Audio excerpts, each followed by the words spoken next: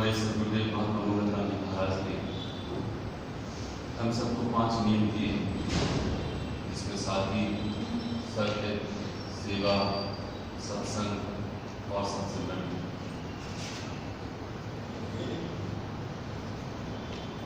आज आपके सम्मुख जो आज के जो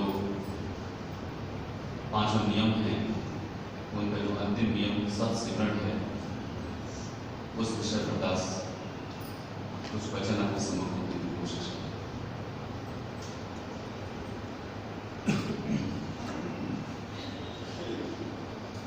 सभी सत्पुरुष, सभी देवी देव और सभी शास्त्र हम सबको एक ही लक्ष्य, एक ही ओर ले जाते हैं, जो है हमारा अंतिम धाम, जो है मोक्ष, जो है परम शांति, जो है परम चैन या ईश्वर की प्राप्ति। वो ईश्वर जो हमें सब कुछ देता है, उसकी प्राप्ति का साधन हमारे गुरुदेव जो अंत में बताते हैं, वो सत्सिमरण ही है। हमारे जितने भी साधन हैं, चाहे वो सादगी है, सत्य पर चलना है, सेवा करनी है, सत्संग सुनना है, अपने सामाजिक जीवन में जो भी व्यवहार करना है, यानी बोलना चालना, बैठना उठना, सामाजिकता के संबंधों के प्रति आना जाना, खाना पीना, ये सब कुछ मर्यादा में लाकर के उद्देश्य एक ही है कि ये जीव उस ईश्वर से जो पिछड़ा हुआ है, वो ये जीव उस परम सत्ता में मिल जाए। क्योंकि शास्त्र ये बताते हैं कि ये जीव शांति की खातिर है। हिंदू हो या मुसलमान, सिख हो, ईसाई, जैनी हो या कोई भी धर्म संप्रदाय का क्यों हो, वो अलग अलग इस देह से या नाम से या किसी भी वस्तु से अलग है, लेकिन सबकी चाहना एक ही है कि मुझे चैन मिले, मुझे सुकून मिले, मुझे शांति मिले, वो शांति की तरह से। और यही नहीं, मनुष्य का चोला, ये जितने भी देहधारी हैं, सब एक ही कोशिश कर रहे हैं दिन और रात, और वो है शांति।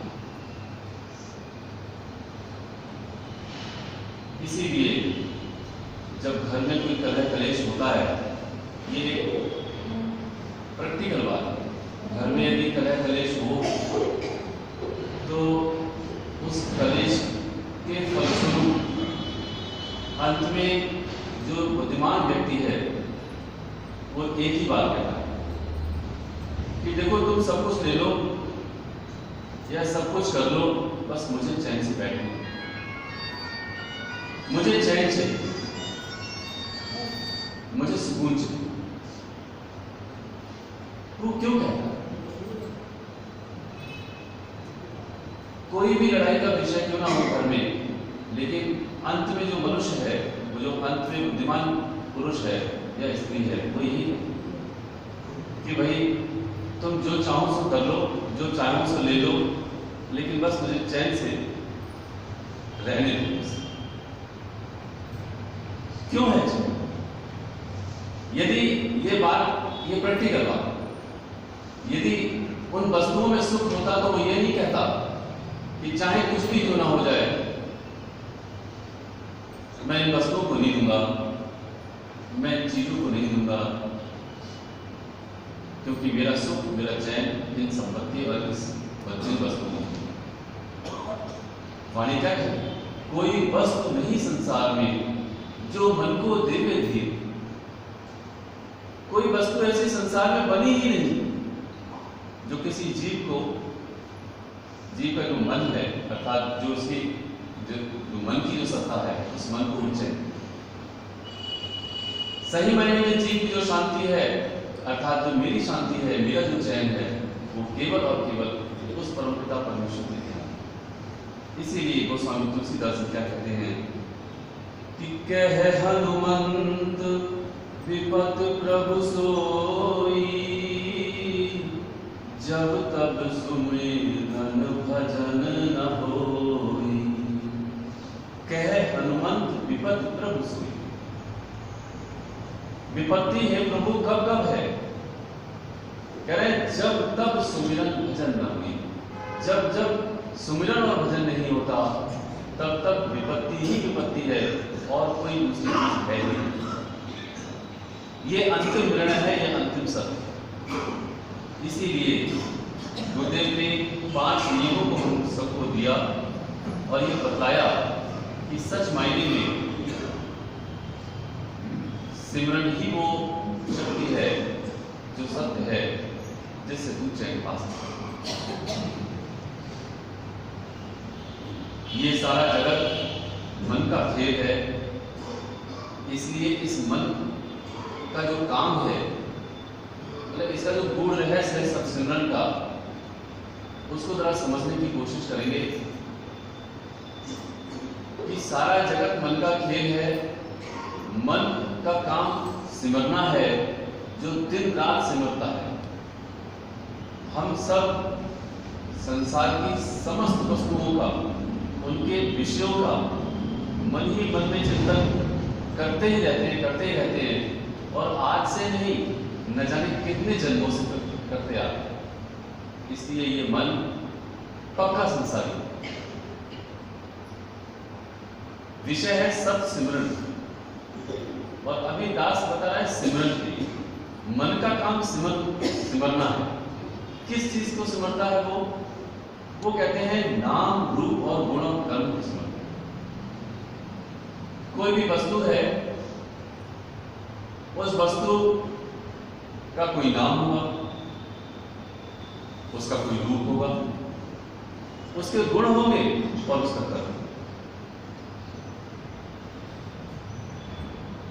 जैसे मान लीजिए सेब,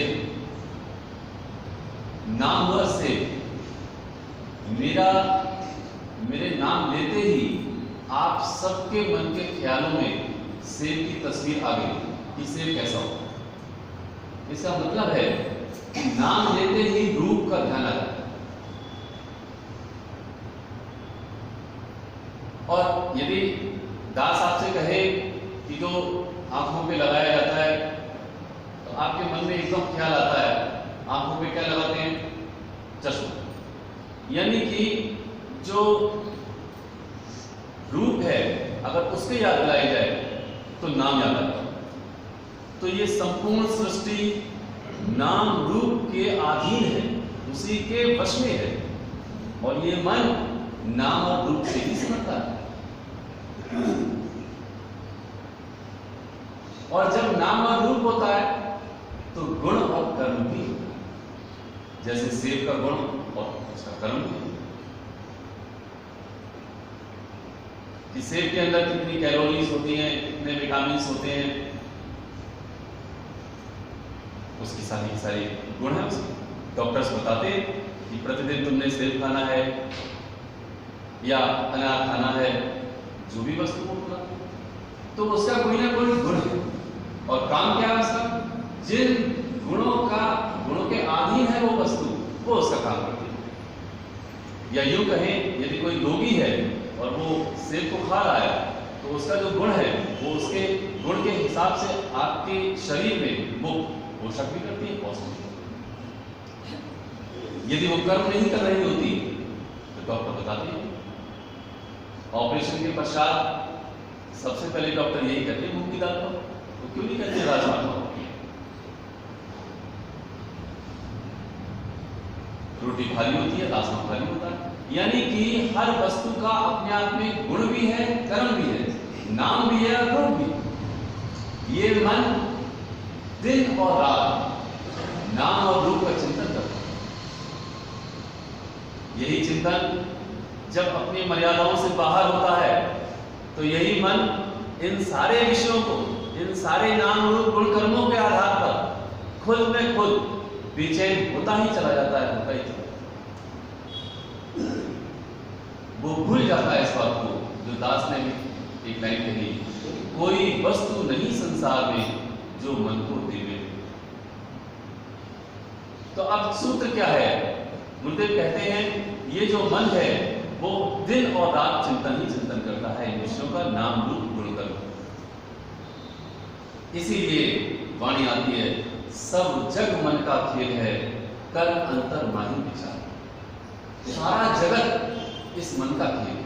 क्यों? क्योंकि ये मन सिमर रहा है। किस चीज को सिमर रहा है? नाम रूप गुण कर्म। सब जग मन का खेल है, कर अंतर माही विचार। और इसका इलाज बताया, मंगल जब मन निश्चल हुआ आपे। जिस वक्त ये मन निश्चलता में आता है उस समय ये स्वयं ही परमेश्वर स्वयं ही आपे रूप करता रहता है, ईश्वर के रूप में प्रकट। इसीलिए हमको ये जो गहराई है इस विषय की, जब तक हमको ये पता नहीं चलेगी कि आखिर हमें सिमरन क्यों करना चाहिए, आखिर इसका क्या महत्व है, तब गुरुदेव कहते हैं कि ये जो सिमरन है, जिसको सत सिमरन करके कहते हैं, पांचवा जो नियम है, गुरुदेव कहते हैं ये नियम इंसान से देवता बनाने वाला है। ये नियम नास्तिक से आस्तिक बनाने वाला है। ये नियम अंधविश्वास से शुद्ध विश्वास देने वाला है। यदि सिमरन किसी मनुष्य का नहीं हो रहा, किसी हम सबका नहीं हो रहा, तो हम कहीं ना कहीं अंधविश्वास में फंस जाएंगे। ये ईश्वरीय विश्वास दिलाने वाला है। यदि सिमरन का वक्त हमारा पक्का नहीं है, हमने सिमरन के महत्व को नहीं समझा, तो ये सिमरन ना करने से हम अंधविश्वासी हो जाएंगे। ईश्वरीय विश्वास इतना आसान नहीं। इसीलिए गुरुदेव कहते हैं सत्सिमरन अंधविश्वास से ईश्वरीय विश्वास को दिलाने वाला है।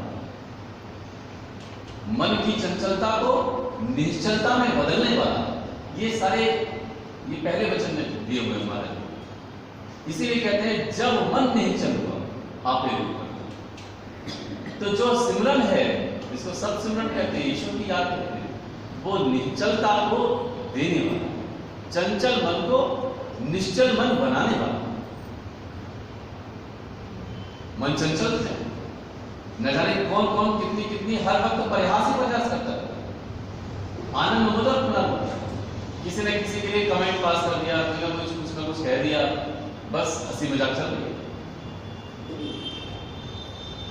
वो कहते हैं चंचल मन को निश्चल बनाने वाला। निश्चल कब बनेगा? जब मन स्थिर हो। एक उदाहरण, आप सब माताएं यहाँ बैठी हैं, आप सबको दही बनाना है। दही बनाने के लिए क्या करते हैं? जरा विचार करते हैं। दही बनाने के लिए आप सब शाम को दूध जिस भी पात्र में रखते हैं, भगोने में या डोंगे में, उस पात्र में दूध को रखा और जामुन का 1 चम्मच डाल दिया, अर्थात दही 1 चम्मच डाल दिया। और उसके पश्चात उस पात्र को एक ऐसी जगह पर रख दिया जहां पर वो हिले डुले। ऐसा ही करते हैं। और सुबह को जब हम देखते हैं तो 1 चम्मच का जामुन पूरे दूध को दही बना। ऐसा ही होता है। अब अगर आपका ये पुत्र, मान लो शाम को आपने चम्मच से दही, चम्मच के द्वारा दही उसमें डाल दिया, जामुन डाल दिया उसमें, अगर आपका बेटा उसको हिलाने लगे या हिला दे तो आप फट से मना कर देते। आपका सबका एक ऑब्जेक्शन हो जाता है, अरे बेटा वो उसको मत छू। क्यों? उसमें मैंने दही जमाया है। बेटा उसको मत छुओ, मैंने उसमें दही जमाया है। पहले वो दूध जामुन को प्राप्त करके और 1 चम्मच दही को प्राप्त करके वो सारे के सारे दही को स्थिर करने की कोशिश की जाती है। हम और आप स्थिर करते हैं, हिले डुले। हम अपने मन को क्यों नहीं ऐसा करते? इस पूरे एग्जाम्पल को, पूरे उदाहरण को हम अपने मन में क्यों नहीं लाते?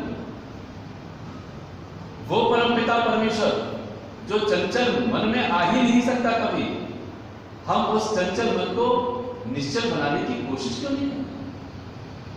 क्या हर वक्त मजाक, परिहास, झोली ठिठोली इन बातों को लेकर के या गलत व्यवहार को लेकर के, गलत आचरण को लेकर के क्या हमारा मन निश्चल हो जाएगा? जरा विचार करें, शांत हो जाएगा। इसीलिए गुरुदेव कहते हैं ये सत्सिमरन अंधविश्वास से शुद्ध विश्वास देने वाला है। ये सत्सिमरन चंचल मन को निश्चल बनाने वाला है। ये सत्सिमरन कर्म जाल से छुड़ाने वाला है। हम कर्मों में लगे हुए हैं, दिन रात लगे रहते हैं। ये कर्म जाल से छुड़ाने वाला कैसे छुड़ाता है? जब हम जैसे जैसे सिमरन की परिपक्वता में बढ़ते हैं या जैसे जैसे हमारी साधना बढ़ती आगे, उस वक्त हमें समझ में आने लगती है बात कि कारण करता जान के मन की चिंता है। कारण भी वही है और करता भी है। ये बात कितनी आसानी से समझ में आने वाली है। हम कह लेते हैं, सुन लेते हैं और सुना देते हैं, लेकिन अंतर में निर्णय करना यदि इतना आसान होता तो जैसे सिद्धार्थ ने अर्थात गौतम बुद्ध ने एक पल में अपने सारे साम्राज्य को छोड़ दिया उस शांति को पाने के लिए, हम उल्टा कर्म नहीं कर रहे होते। सिद्धार्थ के पास सब कुछ था जिसको पाने की हम तमन्ना करते थे। कितनी अजीब और गरीब बात। आज जिस महल को पाने के लिए, आज जिस संपत्ति को, जिस धन को, ऐश्वर्य को, जिस मान को, मर्यादा, जिस चीज को पाने की हम कोशिश करते हैं, दिन और रात मेहनत और मशक्कत करते हैं, जरा विचार करके तो देखो सिद्धार्थ के पास क्या नहीं था। एक राजकुमार था, राजा का पुत्र था, लेकिन जिस दिन उनको होश आई, जिस दिन उनको पता चला सारा का सारा सब कुछ उन्होंने त्याग दिया शांति और चैन को पाने। आज हम शांति और चैन जो कहीं मिल नहीं सकती, उस रहन महल में नहीं मिल सकती, उसको पाने के वास्ते हम दिन रात यत्न करते हैं। लेकिन सत्पुरुषों का मार्ग बिल्कुल उल्टा। भगवान राम के भरत, भगवान राम के छोटे भाई भरत, उनको राजगद्दी मिल गई। माता कैकेयी के कुटिलता के वश होकर के उन्होंने जो 2 वरदान मांगे, उस दोनों वरदानों में एक वरदान ये बात था कि राम को 14 वर्ष का वनवास, ठीक है, और दूसरा भरत को राजगद्दी। बड़े पुत्र को राजगद्दी मिलनी चाहिए, छोटे पुत्र को मिलनी। ये कैकेयी का निर्णय। जिस पुरुष को राज वैभव मिल जाए, राजगद्दी मिल जाए, राजा बन जाए, उसने पूरे राज्य का त्याग कर दिया। क्यों भाई?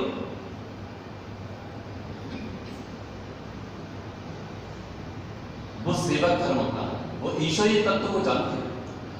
वो भरत अर्थात वो तपस्वी, वो जानते हैं इस बात के लिए कि धर्म क्या है, धर्म क्या है। उन्होंने सारे राज का त्याग किया। और एक वही इतिहास है जिस इतिहास में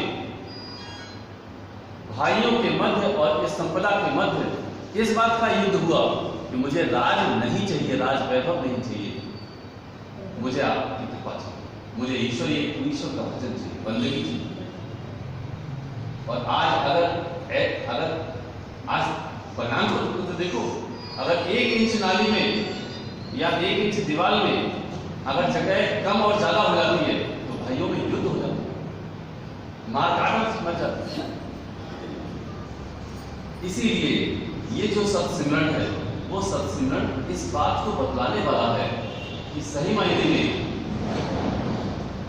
ये जो चंचल मन है इसको निश्चल बना। इसीलिए ये आसान काम नहीं है। दिन और रात यत्न प्रयत्न करेंगे। भगवान कृष्ण हम सबको क्या संदेश दे रहे हैं, जरा समझ लीजिए। देखो, सब सिमरन की बात आती है, ईश्वर के सिमरन की बात आती है, तो वो सिमरन कैसे, वो सुनिए। ये 6ठे अध्याय का 35वां श्लोक है, जो आप सबके सम्मुख दास है।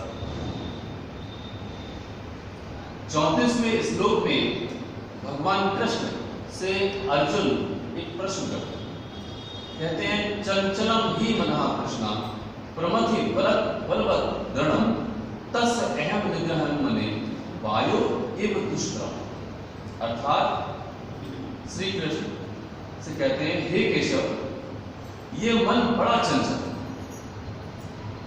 और सबसे ज्यादा स्वभाव वाला चंचलता में है। हे केशव, इसलिए इसका वश में करना बड़ा दुर्गम। और कहते हैं मैं वायु को रोकने की क्षमता रख सकता हूं, परंतु इस मन को अत्यंत दुष्कर कार्य है रोकना। तो ये बड़ा सरल सा क्वेश्चन, जिसको सरलतम रूप में पूछा कि मैं वायु को वश में कर सकता हूं, लेकिन इस अति विग्रह मन को, इस चंचल मन को मैं वश में नहीं कर सकता। अब भगवान कृष्ण इसका उत्तर 35वें श्लोक में कि असंशयम महाबाहो मनः दुर्निग्रहं चलम्। असंशयम महाबाहो मनः दुर्निग्रहं चलम् अभ्यासेन तु कान्ते वैराग्येण च गहने। हे महाबाहो, हे अर्जुन, निसंदेह मन चंचल और कठिनता से वश में होने वाला। देखो इस श्लोक में क्या कहते हैं, हे अर्जुन, निसंदेह मन अति चंचल है और कठिनता से वश में होने वाला, परंतु हे कुंती पुत्र अर्जुन, ये अभ्यास और वैराग्य से वश में होता है। अर्थात अभ्यासेन तु कान्ते वैराग्येण च गहने। इस चंचल मन को, जिसको महाराज जी देखो शुरुआत से ही जो सत्संग की बात दास ने आप सबको कही थी, वो बात भगवान कृष्ण ने गीता में 35वें श्लोक में कही। वो कहते हैं जो चंचल मन है, जो मन नाम रूप गुण और कर्मों के अधीन है, उस चंचल मन को अभ्यास से और वैराग्य से तू वश में ला सकता है। यह असंभव नहीं है, यह संभव है। तो अभ्यास क्या है और वैराग्य क्या है? अभ्यास वही है जो महाराज जी ने सत्सिमरन दिया कि तू सुबह और शाम को अपने उम्र के मुताबिक पक्का होकर के सबका सिमरन कर। यह अभ्यास है। और उस अभ्यास में परिपक्वता लाने के लिए तू सादगी को धारण कर, तू दूसरों की सेवा कर, सत्संग में बैठ होश में होकर के, आंख और कान को खोल करके, जिससे कि तुझको ये समझ आ जाए कि जो सत्पुरुषों ने वचन दिए हैं, वो वचन का मर्म क्या है, उसका अर्थ क्या है, उसकी गहराई क्या है। इसलिए सत्संग लाइन क्या आती है, सत्संग में नहीं बैठना है, बल्कि सत्संग को अपने हृदय में बिठाना। न जाने कितने लोग सत्संग में बैठते हैं और वर्षों से बैठते आ रहे हैं, लेकिन सत्संग में बैठ करके जो सत्संग में सत्पुरुषों ने वचन कहे हैं, जैसे 35वें श्लोक में भगवान कृष्ण ने वचन दिया है, इसको अपने अंदर बिठाना है और बार बार ये बात बतानी है, अपने मन को समझानी है, अपनी बुद्धि में दृढ़ करनी है। ये अभ्यासेन तु कान्ते वैराग्येण च गहने। और अभ्यास वही है जो गुरुदेव ने दिया कि सादगी को धारण करें। सादगी में हमारा खान पान आता है, व्यवहार आता है, हमारा लिबास आता है, हमारी बोलचाल आती है, तो हमें सादगी में धारण करना चाहिए। ऐसे वचन कभी ना बोले जिससे युद्ध हो जाए। सेवा करें, दूसरा नियम सादगी, सत्य, सेवा, तीसरा नियम सेवा है। सत्य अर्थात ईश्वर के आधार पर। तो ये सारे के सारे अभ्यास हैं। तब अर्जुन भगवान कृष्ण से एक प्रश्न पूछता है, ये आगे के भगवान कृष्ण से कहते हैं अर्जुन कि हे केशव, जब अभ्यास से ही मन काबू में आ सकता है तो ये वैराग्य की क्या जरूरत है? तब भगवान कृष्ण आगे के श्लोकों में कहते हैं, दास उसका केवल एक लाइन बता रहा है, आप सबके सम्मुख रख रहा है कि अर्जुन, केवल अभ्यास से ही मन अंतिम स्थिति तक चैन में अर्थात निश्चलता में नहीं आ पाएगा, जब तक तेरे अंदर वैराग्य की वो भावना नहीं है। अभ्यासेन तु कौन्ते वैराग्य जगत। वैराग्य का सीधा सा मतलब है कि अंतर में इस बात को बिठाना है कि इस संसार में कुछ भी नहीं,